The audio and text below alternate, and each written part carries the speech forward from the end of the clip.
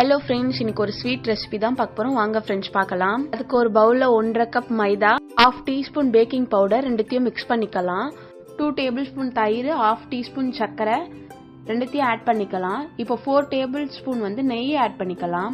3 to 4 table spoon வரைக்கும் இதுக்கு பால் தேவைப்படும். சேர்த்து நல்லா மிக்ஸ் பண்ணிக்கலாம். இது ஒரு சப்பாத்தி மாவு மாதிரி பிசைஞ்சுக்கலாம்.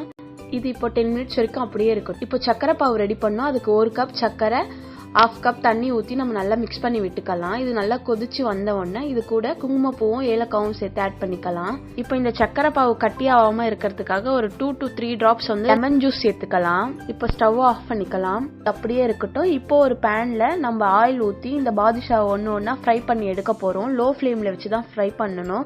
அப்பதான் உள்ளெல்லாம் வெந்து வரும். இதை எடுத்து இப்போ ஆற வச்சுக்கலாம். இப்போ இந்த சர்க்கரை பாவு கூட ஆட் பண்ணிக்கலாம். ஒரு 2 to 3 மினிட்ஸ் இருந்தா போதும்.